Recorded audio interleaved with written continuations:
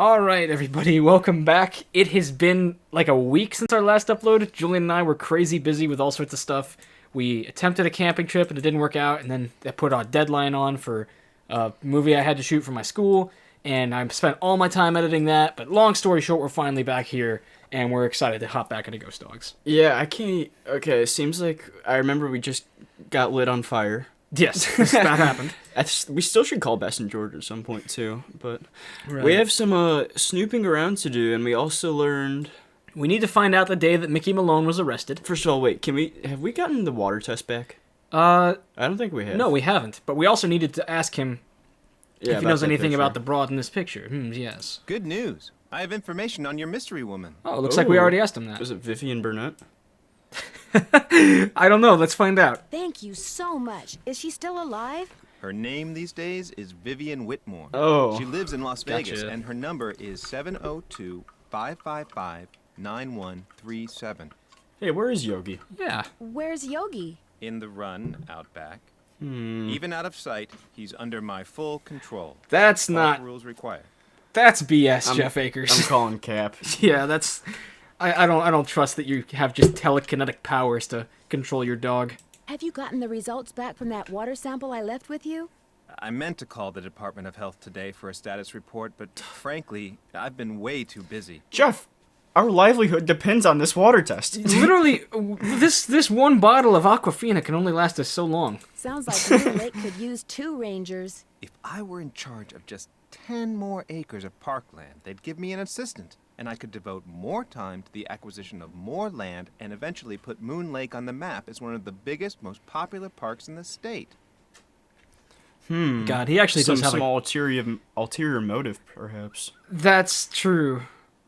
You know what? Yeah, Nancy's got a good point here. Why didn't the Parks Department buy the Malone property instead of Sally? She outbid them. Because Ron Swanson was screwing over Well, the if those budget. dogs scare Sally away for good, other people are bound to think twice about buying the place. The bank will lower its price, and you'll have your land. You're insinuating things again, Miss Drew. He actually does have good motive here, and to be honest, if I were him, I'd do it. I know. I would totally stage haunted dogs all around a property so that I could get even more time as a park ranger, because he's got a sweet job. It's kind of going down the Scooby-Doo route. It is, but still, that's a respectable scheme. I didn't mean to insult you. In fact, is there anything I can do to help you out? Tell you what, if you're serious about making amends, Finally. there's some boxes by the computer labeled with dates. They're from the estate of a local history buff. She kept everything from newspaper clippings to old photos to recipes for apple crisp. She put everything in envelopes, then numbered them by year using Roman numerals. Just put the envelopes in order by year with the earliest date in front. Oh, and if you're rusty on Roman numerals, there's an entry on them in the computer. I hope I don't get distracted. Apple crisp sounds good right now. Don't go reading anything until you're through, or take my word for it, you'll never get finished. Thanks for all your help. Always a pleasure. So we are now about to start one of the most notorious Nancy Drew puzzles. I object. I am a beast at Roman numerals. Real quick, let me just crack open my cold one. Here we go. Okay, so Soda, guys. yes, it is. Unironically, I'm Let's see. really good at Jeff Roman said numerals. the envelope with the earliest date goes down in the front of each box. All right, let's see about this. So, earliest date goes at the bottom. 1900. That would be MCM, wouldn't it? Because M is 1,000, C is 100, and so if there's a C before an M, that means minus 100 from the 1,000. So MCM is 2,000 minus 100. So that's 1900. So up next, anything begins with MCM is 1900, which all of them do, so that doesn't really help. That's 1914. This is 19... Oh, that's late on. Okay, so let's look for MCMX to begin with. Or MCM... Here's 1904. MCM IV. Yeah, because the I is 1 and the V is 5, so if an I comes before a V, then it's 4. Sorry, Roman numerals is something that always came naturally to me, so I enjoy this puzzle. Yeah, so every single playthrough we've done at Ghost Dogs, when I get to this point, I call for Jamie. Okay, so that's 1910. That's 1915. Is there anything else in here? 1913 right here. I understand. Oh, wait, this is to 1912. but not as quickly as him. Okay, so this is 1911, which is probably the top one. Wait, does 1900 have to be on the bottom or the top? The bottom. Okay, I thought so. Yeah, she said that down here. Okay. Okay, MC... Okay, let's see. So 1900, 1904. Do you see, like, anything before 1904 anywhere? This is 14 right here. I think I moved that there a second ago. Okay, so... Is L 50? This caps off at 12. Yeah, L's 50. Okay, so 1910, 1904, 1913... Oh, I got that out of order. 1913 would have to be the first one in here. We'll fast forward ahead, even though I'm going to curate this entire thing. X, this is 45, so that one stays up top. This is 51, which I think we decided to stay standard. Now that they're all there it goes. sorted, I can do some reading. Oh, the first time we did that, it was such a satisfying feeling. So yeah, I can understand why some people... No, we got to read some stuff. Oh yeah, you're right. Oh, well now I'm here. I wanted to go here and Iraq real quick. I just wanted to show, since I was doing that from memory, since I'm so good with that, I think it's History of Moon Lake is where you figure out how to do this. Maybe it's not. Health and safety tips. Somewhere on this computer, there's an entry about Roman numerals. It should be pretty straightforward. So that's how you do it if you don't have a good brain friend like me. There's only like 2 articles we can look at, I think. Yeah, so let's go to the 19... What year is this? Pretty music. 41. The Belafonte Star. War takes... Hey, that's the year that war started, wasn't it? Or the day. The year that America joined World War II. Oh, is that Pearl Harbor? No, No, Pearl that's not Harbor Pearl was the Harbor. day before Christmas, wasn't it? Was Or it? It was very close to Christmas. I don't know. I'm shameful at how bad I am with World War II trivia. Here we go. February 13th, 1941. So that's 02-13-41 or 1941. Died of no, this is when he died. He died of liver failure. That's a shame. I mean, that's what running an illegal moonshine operation will do to you. Liver failure. Damn. Born in Newark, New Jersey in 1889, Malone owned and operated Philadelphia Duds and Suds, a chain of laundromats and dry cleaners that allowed him to disguise and disperse the money he made as a racketeer. So, regular Tony Soprano. Compared to other gangsters, Malone kept a relatively low profile. His desire for privacy was enforced by 4 large dogs who never left his side. I love how everyone has to put that in there. It just sounds like Ron Swanson if he were a gangster. Although he was rumored to be involved in everything from rum running to gold heists, he never spent a single night in jail until he was arrested in 1932 for tax evasion. So we got to go back to 1932 now. He was convicted the following year and was sentenced to 8 years in federal prison. He died just 2 months before he was scheduled to be released. Oh, that's that a shame. Sucks. Okay, so 1932 is this one. So I'm assuming we're gonna find the. Here we go. Gangster nabbed at Moon Lake residence. Mickey Malone arrested right at his luxurious Moon Lake property. Today's edition, January 29th, 1932. So that's 01291932. Careful to keep Malone's attack dogs at bay. Agents from the Internal Revenue Service. And the Department of something. Mickey Malone, a Philadelphia. I like that picture. That is a good picture. Yeah. Wait, which one? That's Mickey, isn't it? No, Mickey's on the left. No, he's not. That's Waldo Mathias. Are you sure? This is Mickey in pajamas being led away. How can you tell? Oh, yeah. He's the only one in this picture who doesn't look necessarily happy. This man's like, writing in his diary. That looks like Al Capone on the left. Dear Diary, today I finally did it. Oh man, if only you knew, Waldo. Mickey Malone, a Philadelphia businessman, in quotes, long considered by police to be a bootlegger and a racketeer, finally felt the sting of the sword of justice when he was arrested this morning at his house on Moon Lake. Really blows to be Mickey. Some other stuff in here.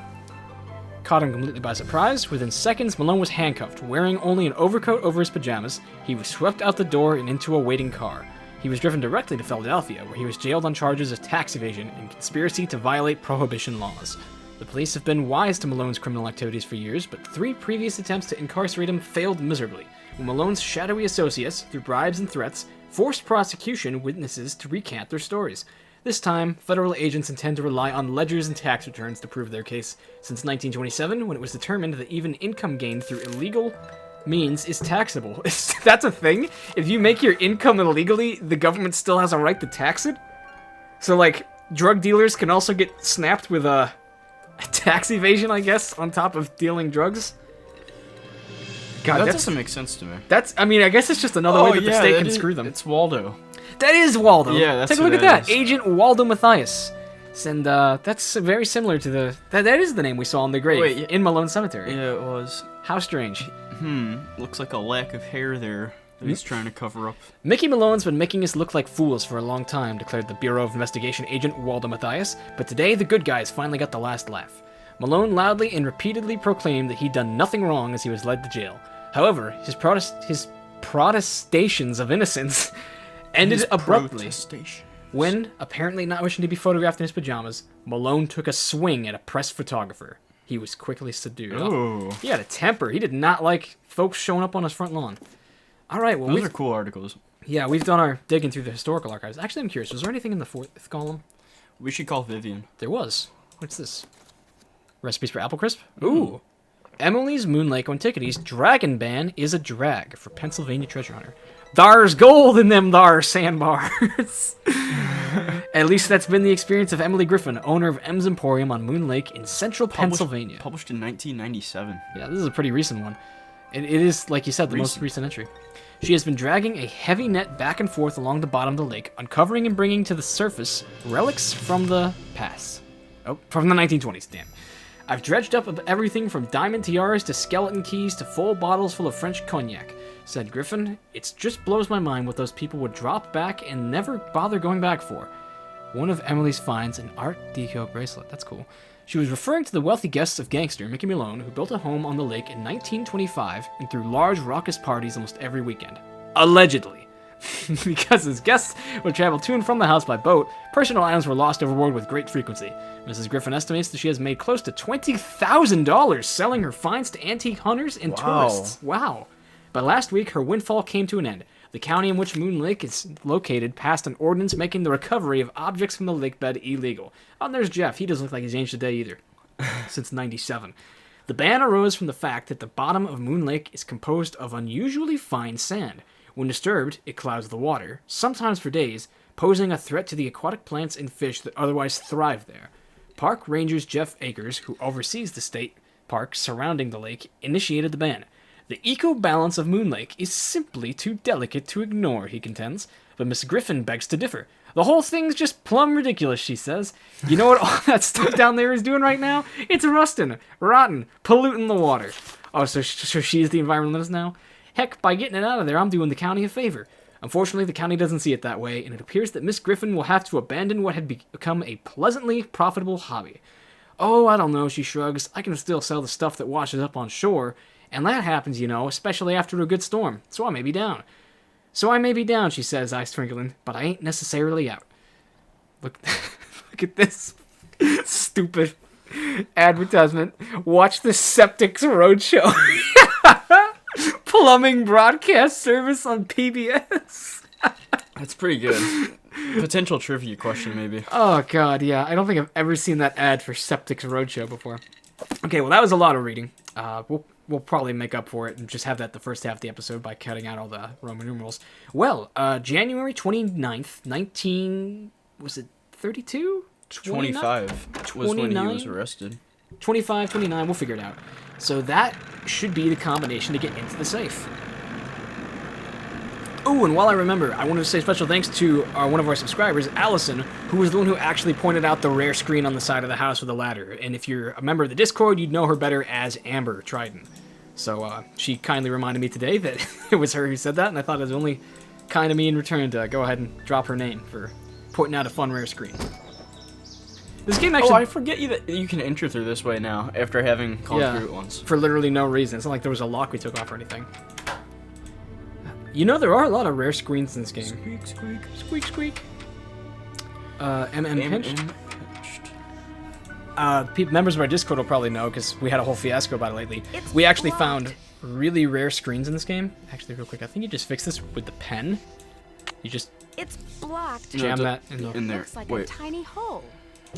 There it goes. Nice. And you can also do that with the Ranger Acres pen. Combination. So, we never told old Jeff that we finished the display.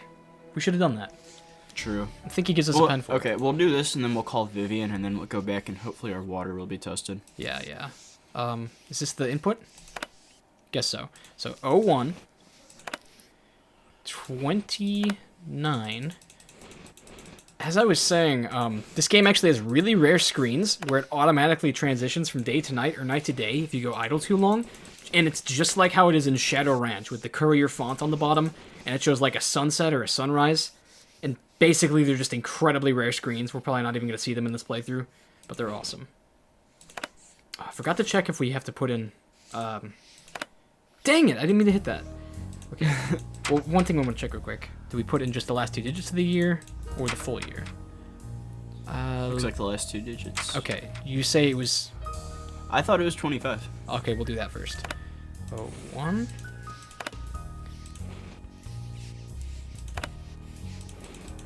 Was it the 29th? 29th, yeah. And then you say 25? Yeah. Let's give it a whirl. What? Okay, maybe it was 32? I thought that was the year he died. I think he died in 45. I don't know. Try 32 then. Let me reset it. That is cool. Oh, But this looks a little too rusted to move that fast. 2, 9, 3. What was 2. 25 then? I know 1925. There it goes. Oh, it was 30. Mouses. Wow, CGI mouse. That's creepy how the back wall has rotted away. I bet those were deer mice. Which Jeff Akers said have Better be boomed in careful. population, and they're very I better deadly. be careful. But I better the be gloves. careful. I know, it just annoys me that Nancy's like, ooh, I need gloves to pick up this book, even though there's no visible mice. And a gas mask, too. Journal. Yo, shit, Marie It's Antoinette. Marie Antoinette's journal? Professor Hotchkiss, we found another one. This Wait. property of William Akers. We haven't actually heard that name yet. We've heard Joe Akers, who was Mickey's handman. 1933 to 42? Or no, we haven't. No. We haven't heard that name either. This is the diary of Mickey's right-hand man. Speakeasy. You know what? I feel like I gotta read this, because this is a pretty interesting story. I wish that they had narration. Can you imagine if this was narrated like Dirk Shadow- Valentine. That would be awesome. All right, They well, got a guy in like a thick New York accent reading it. I'll do a thick New York accent. Okay, I invite you to skip ahead a few minutes if you don't like the reading, but I'm gonna take my time with this. April 29th, 1933. Today Mickey went to prison, but when they were walking him to the paddy wagon, he told me to take care of his dogs, and when the time came to do their tombstones like he told me, then he whispered to me to look under the Victorola in the speakeasy at Moon Lake. Speakeasy? He said he'd found a map to the gold he stole 2 years ago. Ooh. Then they shoved him into the wagon, and that was that. Poor Mickey. How's a guy who never spent one night in jail supposed to spend 8 years in prison? He'll never make it. I think he wants me to have the gold because deep down he knows he's never coming home. Anyway, I looked under the Victorola and found the map.